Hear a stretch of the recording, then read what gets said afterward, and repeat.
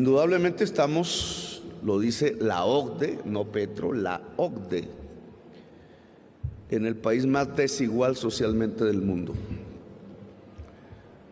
Eso es terrible. No es discutido públicamente porque se silencia el hecho, pero es el principal problema que tiene Colombia, porque es madre de otros problemas. La desigualdad social es nuestro problemón. Algún político liberal, algún día intelectual, él decía el almendrón. Ese es el almendrón, la desigualdad social. Todas las sociedades son desiguales, obviamente, pero es que ninguna en todo el planeta lo es tanto, ni las ricas ni las pobres, como Colombia. Y es obvio que la sociedad más desigual de todo el planeta pues tiene que tener unos problemas inmensos derivados de la desigualdad. Y todos los días los vemos. El narcotráfico es producto de la desigualdad. La violencia es producto de la desigualdad. Sea la violencia que llamamos el conflicto en algunas regiones de Colombia, sea la que uno encuentra en cualquier calle por ahí caminando. Es producto de la desigualdad. La desigualdad territorial, porque hay unas zonas tan ricas, incluso al interior de una ciudad misma, Bogotá, por ejemplo, que me temo, eso hay que confrontarlo un poco con los números, que siendo la sociedad colombiana la más desigual del mundo, ha resultado que Bogotá es la ciudad más desigual de Colombia. Luego estamos en una situación que nos debería avergonzar a quienes vivimos en esta ciudad, yo desde hace muchísimo tiempo, desde 1989, pero también viví 10 años de niño, desde que me trajeron en brazos hasta mis 10 años, porque entonces puede ser, aquí ya no me atrevo a afirmarlo porque no tengo los números, los listados, que la ciudad de Bogotá sea la más desigual del mundo. Lo vemos, no es sino caminar.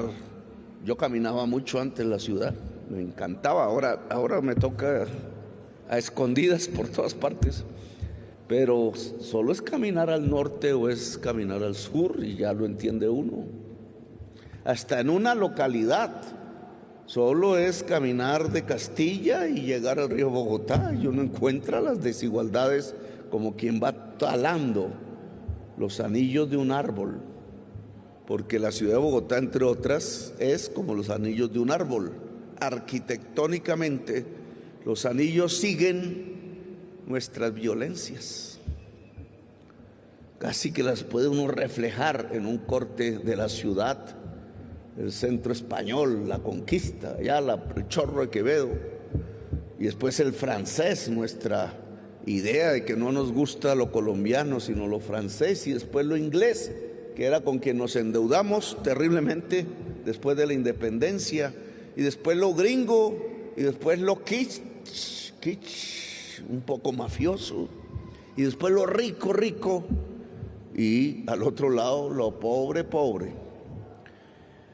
Esas desigualdades nos traen nuestros problemas fundamentales. Los problemas de la violencia, los problemas del narcotráfico, los problemas de una economía que no se mueve en realidad. Unos porque la ven como una especie de sobrevivencia del día a día, otros porque la ven como jugando a monopolio. Y no puede ser ni lo uno ni lo otro. Si uno mira un poco más optimistamente, después del COVID, que nos dio un garrotazo en términos de desigualdad y en términos de incremento sustancial de la pobreza, hay que decirlo, la mayoría de los países no se volvieron más pobres con el COVID. Estados Unidos incluso se volvió más rico. Europa quedó igual que antes del COVID.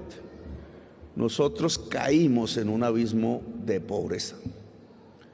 Eso tiene que ver no con el COVID, sino con la mala política pública para enfrentar el COVID. Ahí, siendo parlamentario, salieron algunas cifras que me acuerdo, todavía mirando ahí por las redes, porque tocaba hacer reuniones, era por redes. Pero en las primeras que hubo físicas, pudimos ver, por ejemplo, que Colombia tenía 1.800.000 unidades que llamaban empresariales. La inmensa mayoría microempresas rurales, un campesino en su parcela, urbanas, como las que vemos en el centro de Bogotá, por poner solo un ejemplo, y pequeños y medianos empresarios ya en número menor. Los grandes empresarios son minoría numérica y minoría en la construcción de puestos de trabajo. Los puestos de trabajo de Colombia no se deben a el gran empresario, se deben al pequeño, al microempresario rural y urbano, empresaria, que es la que genera para sí, muchas veces para su familia, el empleo en Colombia. Pues la política pública del COVID consistió en endeudarnos inmensamente, como nunca antes. Solo con el FMI, único gobierno que lo hizo en todo el mundo, un préstamo de $5.600 millones pagaderos a 2 años. Que me tocó a mí pagar el primero y me toca a mí pagar el segundo. Bonito. Y ese endeudamiento, uno diría, bueno, si fue a los microempresarios, si fue al campesinado, si fue a las cooperativistas, pues de pronto. No, señores. Fue a los más grandes empresarios de Colombia para subsidiarle su nómina. Fue esa deuda que ahora toca pagar, es decir, que todos y todas aquí y más allá, millones y millones de colombianos, les toca ayudar a pagar vía sus impuestos. Esa deuda se dedicó a subsidiar a los más ricos de Colombia. Ahora nos toca pagarlo. Y esa es la situación terrible, débil del gobierno desde el punto de vista presupuestal y del Estado en general y obviamente de la sociedad. Porque si nosotros cometemos una torpeza y nos quedamos sin con qué pagar las deudas, viene la catástrofe. Ahí sí no son los grandes los que lo pagan. Empezaría por la quiebra de los bancos, pero seguiría con la quiebra de pequeños, medianos, gente en el campo, gente en la ciudad, la economía colombiana toda. Por eso nos toca andar un poco como pisando cáscara de huevo.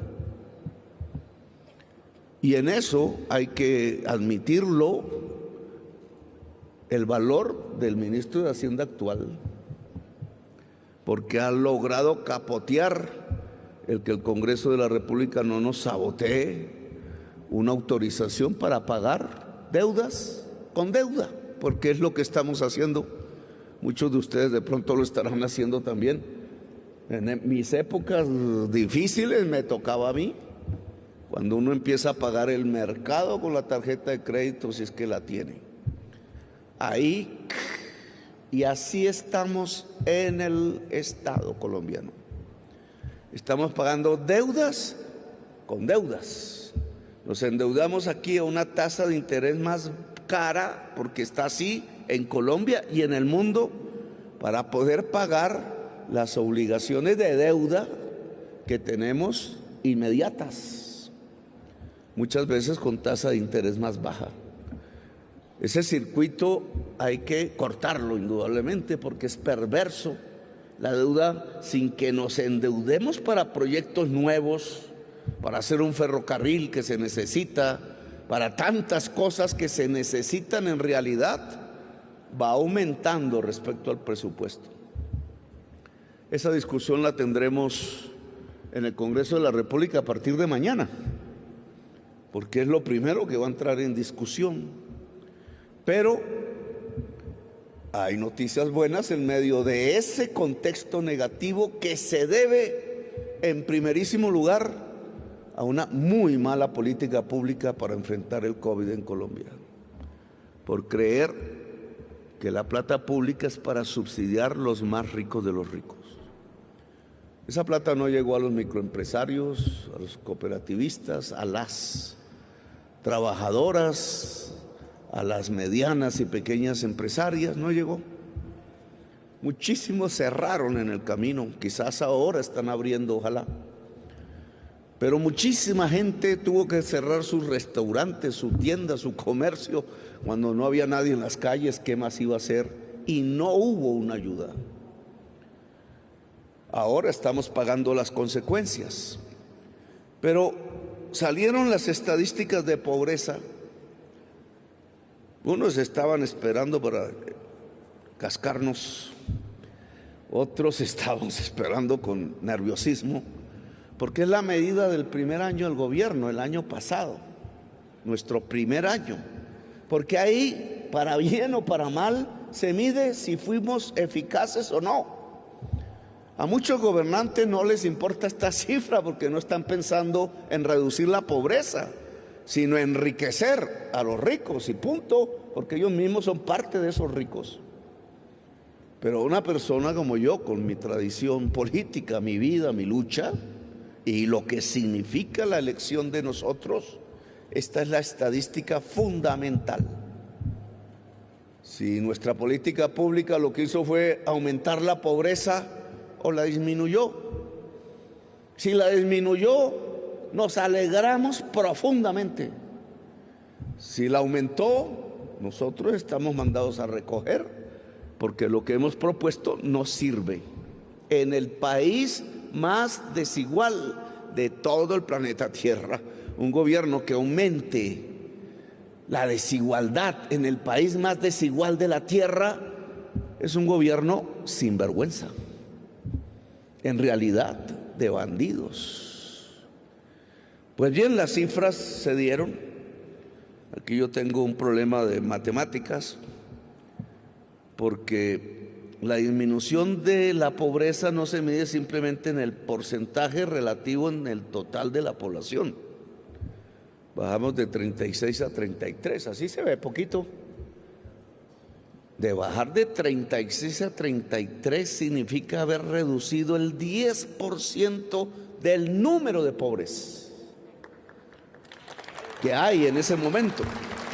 Y cuando uno habla de que en un solo año, no en 5, rebajamos en un 10% el total del número de personas que están en la pobreza, entonces hay que decir que algo estamos haciendo bien. Y estos números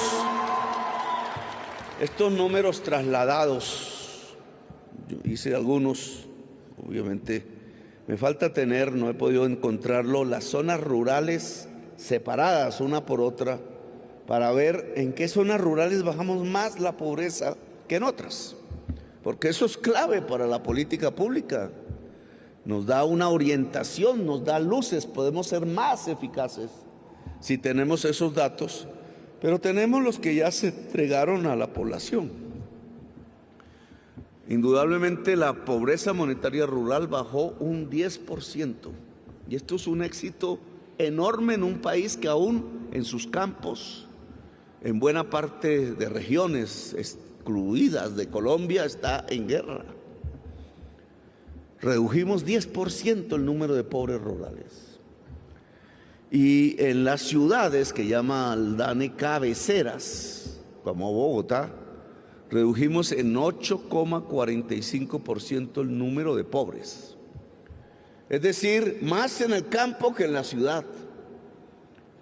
Lo cual significa que la política agraria del gobierno ha sido mucho más eficaz que lo que alguien pudiera imaginarse, porque esto no pasaba en Colombia desde hacía mucho tiempo. Yo diría que desde los tiempos del café, cuando el café indudablemente era un enriquecedor en tiempos buenos de una parte sustancial de la población del campo, El café nunca fue un monopolio, ni estatal ni privado. El café, como aún es hoy, era de centenares de miles de personas que en sus parcelas, unas más grandes que otras, cultivaban con mucho cuidado y esmero un café que llegó a ser y es, pero dejamos perder eso, el mejor café del mundo. Eso debería enseñarnos, porque el renglón más exitoso que hemos tenido realmente, desde el punto de vista legal, es el café. Y el café no es de monopolios, el café no es de grandes empresarios, el café es una rama económica democrática, muchas veces cooperativa, rural indudablemente, y que debería estar en un proceso de agroindustrialización, que es lo que yo le he pedido a mi gobierno. Bien, de esas cabeceras en donde estamos, en donde tuvimos más éxito para reducir la pobreza, fue en Barranquilla. 16,4% del total de pobres barranquilleros dejaron de ser pobres. Barranquilla. Y después Cúcuta, no lejos. El 15,69% de los pobres cucuteños dejaron de ser pobres. Cuando uno habla de estas cifras, está hablando ya de grandes cantidades de población en una ciudad. Un 16% de los pobres dejan de ser pobres. Pues uno podría decir que si seguimos ese camino, en 5 años no habría pobreza. Si pudiéramos mantenerlo en 5 o 6 años, no habría pobreza. Para eso habría que elegir un gobierno como este en el año 2026. No como me pasa en Bogotá, que después de Bogotá van a elegir a Peñalosa y acabó hasta con el nido de la perra. Ahí están todavía viendo a ver cómo dicen que están haciendo el metro. Desde el año 2014 hasta la fecha, casi 10 años mamándole gallo al metro. Ya estaría hecho si la ciudadanía bogotana hubiera fortalecido el proyecto político que estaba detrás de hacer un metro subterráneo, pero en la leche derramada ya no, lloremos. Después de Cúcuta, ojo con esto, la siguiente ciudad grande, cabecera que llaman en caer en pobreza es Bogotá. 14,75% de la población pobre dejó de ser pobre el año pasado en la ciudad de Bogotá, de acuerdo a los números siempre discutibles. Y después sigue Tunja, 14,5%, después Manizales, 13,8%, después Montería, 12,6%, por donde yo soy. Ibagué, 11,59%, Pasto, 10,48%, Santa Marta, 10% y Sincelejo, 10%. Solo hablando de los que más cayeron por encima del 10% de su total de pobres. Esto a mí me gusta, pero habría que preguntar, bueno, ¿y qué fue? ¿Cierto? Porque aquí se trata de mirar por dónde caminamos. Y cuando uno esculca esa tabla, pues no fueron los subsidios. Ahí tienen razón los duquistas, solo que no cuentan toda la verdad. Todos los subsidios creados en tiempos del COVID como limosnas no los presupuestaron en el año 2022 para el año 2023. Como 4 billones de pesos menos. Y entonces no se aprobaron, o nos echan la culpa a nosotros, pero nosotros no presentamos el presupuesto del año 2022, que se hace en julio. Todavía estaba yo en plena campaña, o había acabado de salir de la campaña.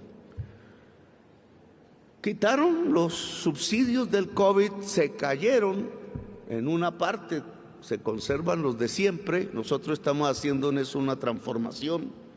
Queremos concentrarlos en primerísimo lugar en donde la persona no se puede defender por sí misma.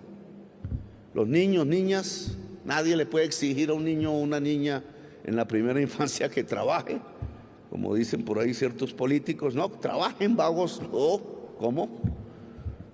Racional. Y los viejos, cuando llegan a su edad, tercera edad que llaman ahora, viejos y viejas, porque la mayoría son mujeres que han trabajado, la mayoría de amas de casa cuidando a sus hijos. ¿Por qué les van a pedir trabajar a los viejos? Claro que trabajan porque les toca, pero no debería ser en una sociedad decente, ni la niñez ni la vejez. Y ahí es donde yo quiero concentrar los subsidios.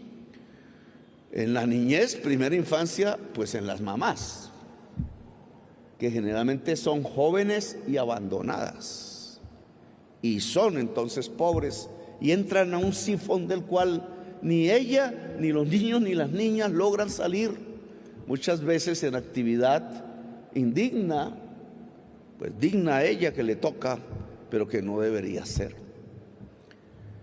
Y eso me lleva a elevar el volumen de dinero por persona. Es lo que estamos haciendo ya con la tercera edad, y el año entrante puede volverse casi masivo en los viejos y en las viejas que no han recibido pensión. Hasta ahora estamos dando más de 80 años hacia adelante.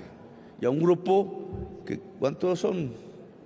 Gustavo Bolívar por ahí, no, bueno, son como 400,000, pero podemos llegar a 2 millones y a partir de 70 o 75 años, con lo cual casi todas las personas que hoy andan en las calles en todo el país de este tipo de edades sin pensión, trabajando al sol y a la lluvia y sin dónde dormir, podríamos rescatarlos de la pobreza.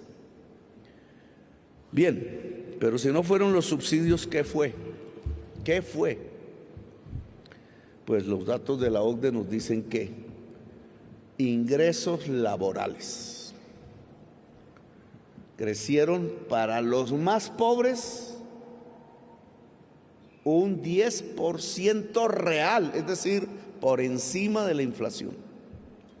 La inflación para pobres en nuestro gobierno es menor que, es decir, el índice de crecimiento de los precios para la gente pobre es menor que para la gente rica. Eso no había pasado antes, porque nos dedicamos en una política agraria a reducir el precio de los alimentos en Colombia, o por lo menos a que no suban tanto como los demás.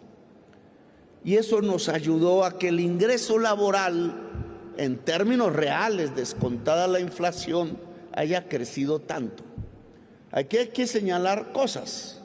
Por ejemplo, mi terquedad, ya van 2 veces, en subir el salario mínimo por encima de donde los empresarios dicen y los periódicos. Ustedes lo han visto, cada diciembre es ese rito. El gobierno no ha hecho lo que los anteriores gobiernos, plegarse a lo que dicen los grandes empresarios, sino incluso ir más adelante de lo que dicen los sindicatos. Esa subida del salario mínimo en Colombia se refleja en estas estadísticas, la reducción sustancial de la pobreza. En eso hay que decir que todos esos expertos que sacaban por televisión tratando de lavarle la cabeza a la gente, diciendo que cometíamos una brutalidad, que si subíamos el salario mínimo mucho, se caía el empleo, lo dijeron, que se caía no solo el empleo, sino que se aumentaba la pobreza. Yo estoy viendo lo contrario. ¿Qué tipo de expertos son esos? Es como el que dijo que si yo ganaba el dólar quedaba 5,000 pesos. Son esos mismos tipos de expertos que no más son sirvientes intelectuales del poder del capital. Pero aquí es donde está la realidad.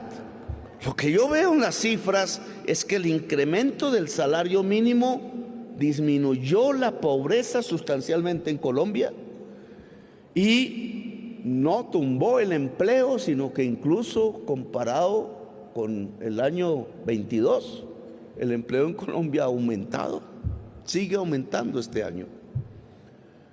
Claro, cuando uno dice ingreso laboral, entonces uno piensa, y eso es el problema del DANE, se puede corregir, que entonces estamos hablando de obreros y patrones, ¿cierto? Y entonces el salario mínimo se le aumentó a los obreros, los patrones están bravos. Pero es que el ingreso laboral hay que dividirlo en dos, porque en la población más pobre, lo que aquí en Bogotá llaman el estrato 1 y el estrato 2, la gente no trabaja en empresas, no es asalariada. El ingreso se divide en dos, el ingreso asalariado y el ingreso por cuenta propia. Y cuando hablamos del ingreso por cuenta propia, entonces estamos hablando de la economía popular. No es tan tajante porque hay pequeñas empresitas con obreros donde hay salario. A veces esos obreros son los hermanos del patrón o los hijos, lo cual pues cambia todo el asunto, porque es una empresa familiar, es más bien una asociación familiar para producir, que cada vez va a haber mucho. Esas estadísticas no las tenemos aquí, pero entonces, conclusión de estas cifras, la economía popular fue el principal motor al lado del salario mínimo para desplomar las cifras de pobreza en Colombia. Esa es la conclusión de estas cifras. Y entonces estamos hablando donde toca. El salario mínimo un poco depende de mí mismo. En diciembre ya nos reunirán para el efecto.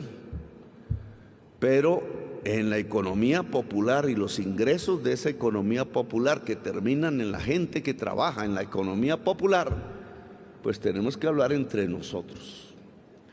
Aquí se han hecho críticas, las escuché ahora.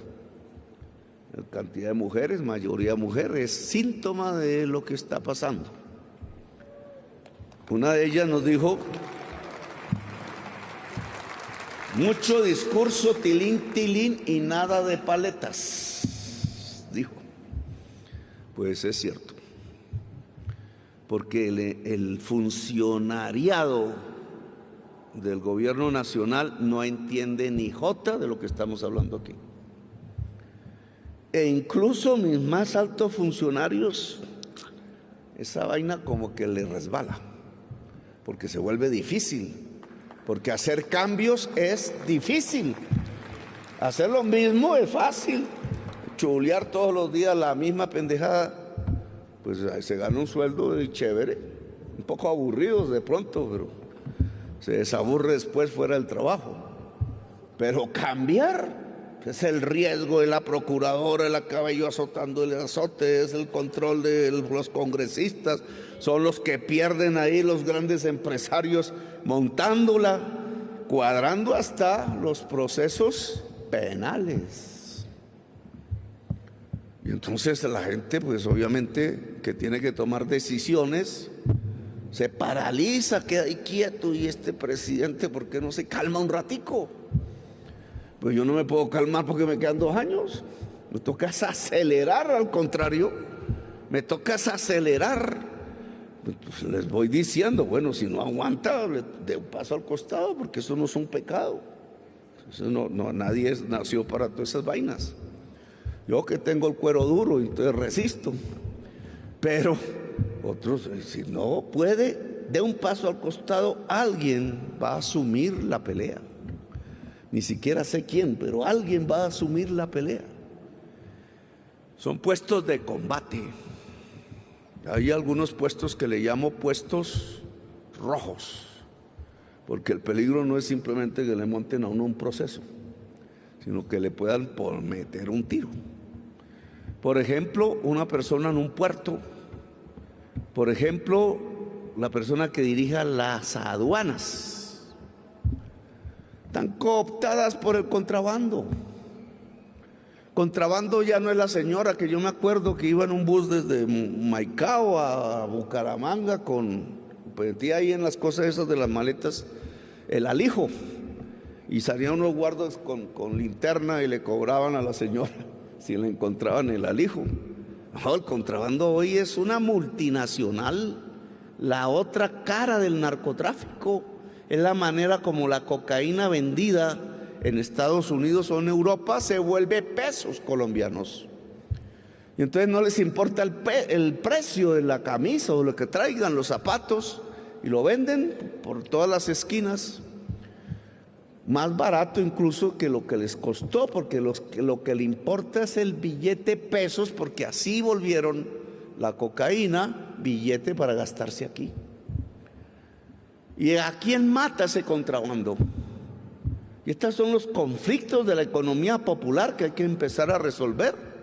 Pues la señora confeccionista de San Victorino, del Madrugón, al señor que hace camisas, a los que hacen zapatos en el barrio Restrepo de Bogotá, o en Bucaramanga, o en Cúcuta, etcétera. Y entonces estamos matando el trabajo y la producción. Comerciante puede que venda nacional o venda coreano, no va a ir, pero el productor pierde. Y en economía, la ganancia del comerciante, independientemente si es un vendedor ambulante o el éxito, depende es de la producción, del trabajo productivo. Y el trabajo productivo se ubica en el campo, sobre la tierra, y en la ciudad, con la máquina. Cualquiera que sea el tamaño es lo mismo. Si no hay producción, no hay riqueza. Y entonces el comerciante puede vender la producción de otros países, pero no hay quien le compre. Porque el que va a comprar tiene que ganarse un salario, el salario sale del trabajo. Y por tanto de la producción. Ese es el ABC de la economía.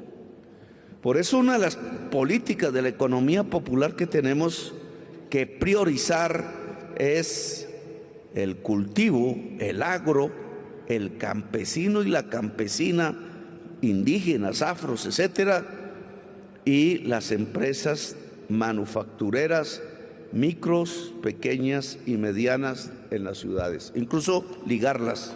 Eso se llama agroindustria. Agroindustria sea en el campo, agroindustria sea en la ciudad.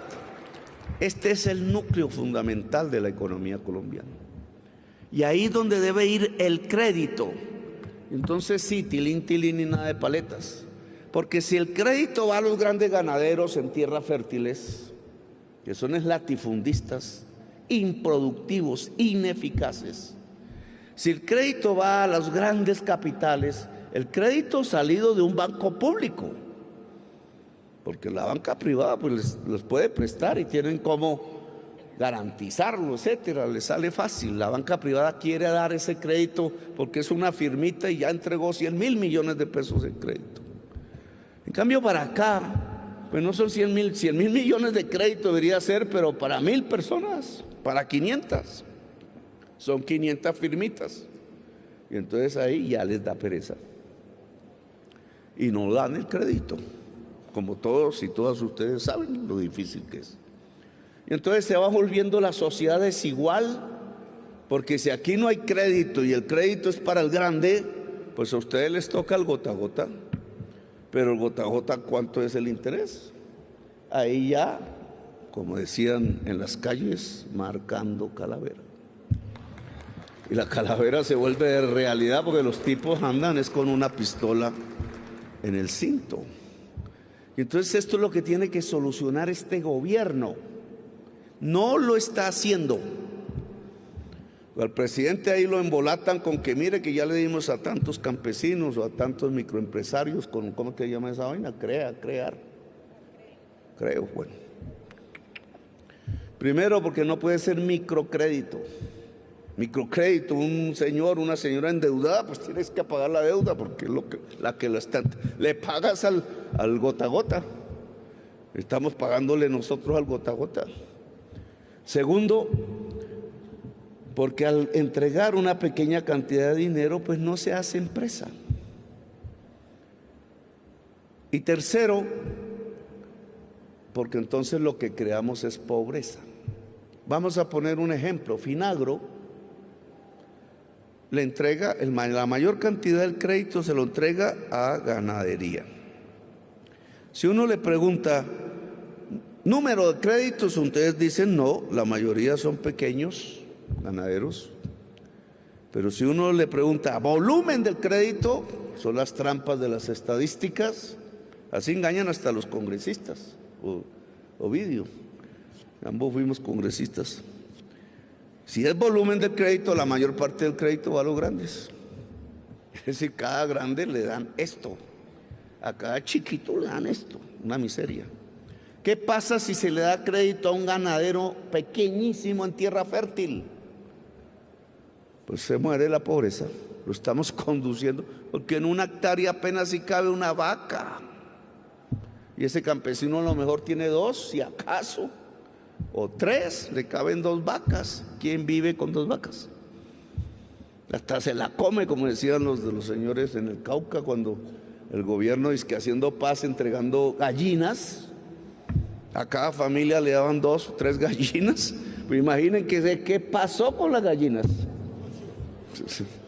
Era que había que montar un galpón, una empresa, pero si le entrego 1 o 3 gallinas al campesino que tiene hambre, eso se vuelve un rico sancocho por 2 semanas, quizás, no aguanta más.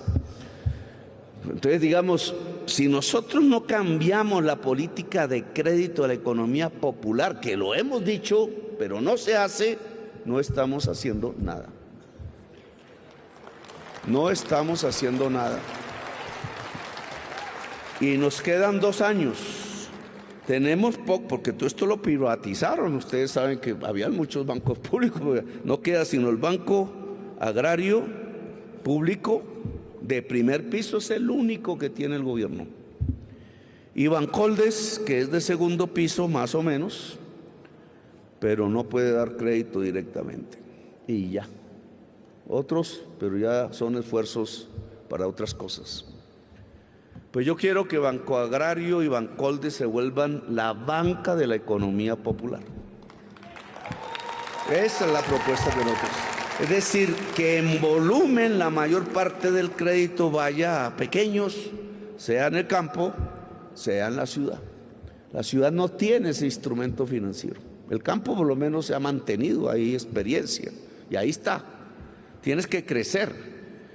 Y esto implica, ojo, una colaboración, una alianza, en primer lugar, con el sistema cooperativo financiero de Colombia, ojo. ¿Por qué? Porque esas cooperativas, como la banca pública se desacostumbró, perdió el territorio, perdió el contacto con la población, sobre todo Bancoldes, pues el sistema cooperativo que no ha perdido eso, que está en el barrio, que está en las zonas, en regiones donde no llega la banca tradicional privada, en el Caribe, en el litoral pacífico, en Boyacá, etcétera, incluso en la ciudad, pues puede juntar esa experiencia con la banca pública y nosotros aceleramos para entregar crédito que, ojo, en vez de microcrédito debe ser crédito asociativo, porque una de las fortalezas que hay que producir en la economía popular es asociar. Aquí se llama solidario, el nombre que sea, cooperativa, es como se comenzó a decir. Cooperativizar, asociar. En la asociación está la potencia económica. Todos sabemos que hay malos socios, bueno, todas las historias que hay, yo mejor no me asocio, decimos los colombianos, hasta los familiares salen calcetos. Pero ese es un error, porque solitos nos barren. En cambio, asociados, lo demostró el Banco Agrario recientemente, en vez de dar un crédito de 10 millones, da un crédito de 5.000. Y un crédito de 5.000 millones sirve para montar una empresa industrial, sea para el algodón, sea para el maíz, sea para la yuca, sea para la agricultura en general. Con eso se puede, pero hay que asociar. La agroindustria, para industrializar la producción agraria en propiedad de los productores agrarios, implica asociatividad necesariamente. Campesinos boyacenses minifundistas tienen que asociarse para hacer industria. Industria de su propiedad, no de otros. Campesinos de Nariño, los campesinos cafeteros, todos son pequeños, pero tienen que asociarse para industrializar. Pero ¿quién le presta? No regala, porque en la economía popular el regalo no es bueno. ¿Quién le presta a bajo tasa de interés? ¿El Grupo Aval? Pues podemos invitarlo, pero no creo mucho. Bancolombia, pues también lo invitamos, pero no creo mucho. Ellos deberían darnos una inversión forzosa y les damos una tasa de interés y hacemos el trabajo. Pero ¿cómo se llama? El cuenta diario, el gota a gota, menos. Tiene que ser la banca pública, asociada, la banca pública, con las mejores tecnologías, etcétera. Esa es la llave fundamental del crédito. Me ha ido un poco el tiempo, hubiéramos podido hablar del SENA, que me parece aquí tiene un grandísimo papel que cumplir, porque es el saber hacer.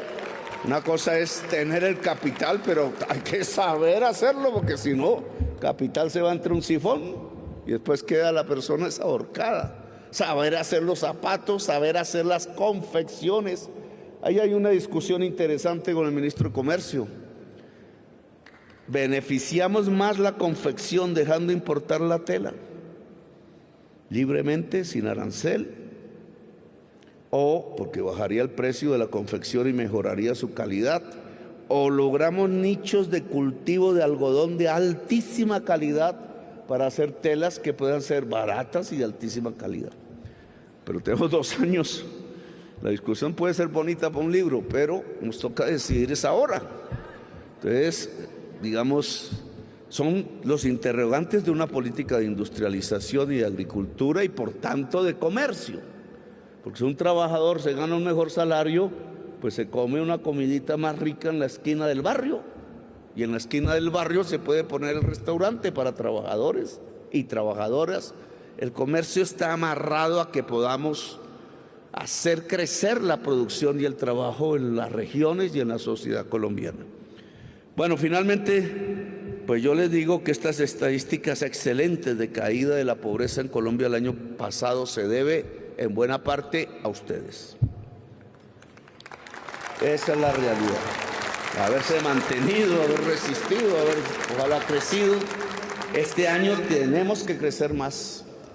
El aumento del empleo en Colombia va a depender de ustedes.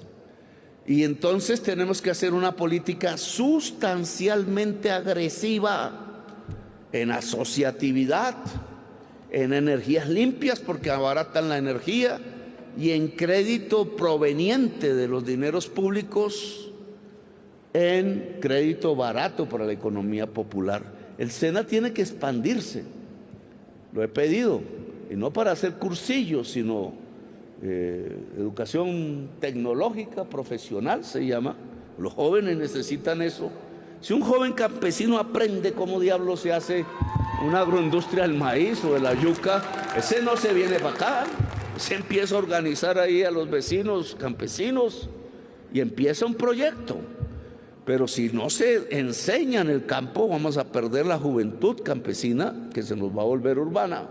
Y aquí, quién sabe, y perdemos una de las grandes riquezas de Colombia, que es su cultura agraria, que hoy está jalonando la economía nacional igual que el gobierno nacional. ¿Quiénes están sacando adelante la economía en términos estadísticos? La actividad del gobierno y la actividad agraria. Algunas están por encima de cero y todavía tenemos la industria en negativo. No hemos podido ponerla en positivo.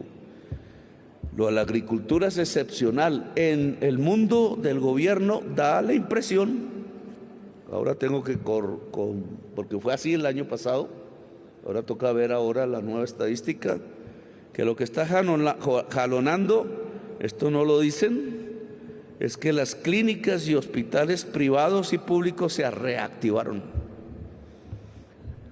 con respecto a hace un año. ¿Y saben por qué? Porque ya no es la EPS la que no les gira, sino es el gobierno el que está girando directamente, y sí les gira. Ya un comienzo de la reforma a la salud que decidimos hacer, y mire el resultado que está dando, el crecimiento de eso. Según el DANE, hay que verificarlo bien, llegó al 9% anual. Y la agricultura ha llegado al casi el 5% anual. Entre esas estamos subiendo y poniendo en positivo y bien la economía colombiana toda, salvándola de la recesión y salvándola del estancamiento, si mantenemos esta política social y de fortalecimiento de la economía popular con un buen aumento del salario mínimo. Ojalá nos atreviésemos, el Congreso se atreviese a reducir la jornada laboral a 40 horas semanales y verían ustedes cómo al final ganamos todos. Un empresario a veces dice, uy, no, Petro, ¿cómo así que la trabajadora que tengo aquí horas, 40 horas y después me toca otra en los otros días que no son 40 horas de la semana? Y cree que se va a arruinar y resulta que no. Porque entre más trabajadores ganen mejor y trabajadoras, los empresarios crecen más porque venden más. Y entonces así fue en Estados Unidos y así es en Europa y en Japón y ahora en China, porque ese mundo demanda más cosas y al demandar más cosas, si no importamos chucherías, pues hay más empresas, más crecimiento de la empresa, más comercio, más industria, más agricultura. Es, como se decía antes, si los demás están bien, yo estoy bien. Todo lo contrario a lo que nos han enseñado, que es ver cómo hacemos para que los demás estén mal. No, si los demás están bien, yo voy a estar bien. Gracias, muy amables por haberme escuchado.